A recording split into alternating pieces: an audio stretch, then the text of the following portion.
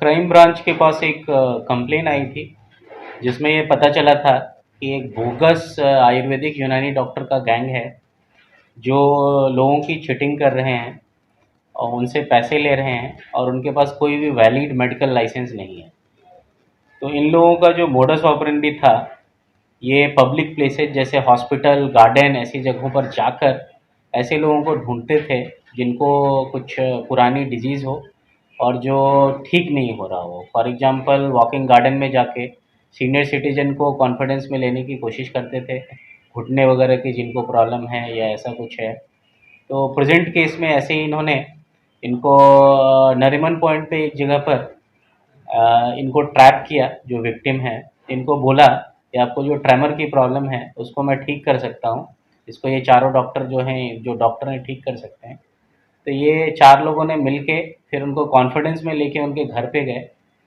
उसके बाद ये बॉडी पहले बॉडी का एक बार इन्वेस्टिगेट करते थे और उसमें फिर जहाँ पे इशू है वहाँ पे मेटल कोन लगाते थे और मेटल कोन से प्रेशर क्रिएट करके उसके बाद सुपरफिशियल कट करते थे और जो ब्लड निकलता था उसको सक करके और उसी समय मुंह में ये मुल्तानी मिट्टी की छोटी गोलियां रखते थे जिससे कि ब्लड से मिक्स होके वो येलोइश कलर का हो जाता था।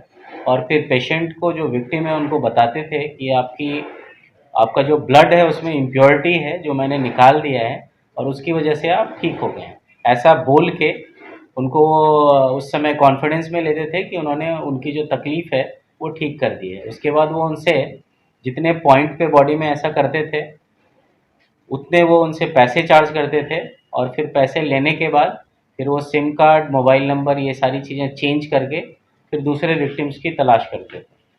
इनके इस मोडस ऑपरेंडी में सिटीज़ ये चेंज करते थे। तो इनका रहने का जो मोडस ऑपरेंडी था, जैसे मुंबई में आके या आउटस्कर्ट में भिवंडी में जो टेंट्स वगैरह बाहर लगते हैं वहाँ टेंट्स में जाके रहते थे, तंबू में।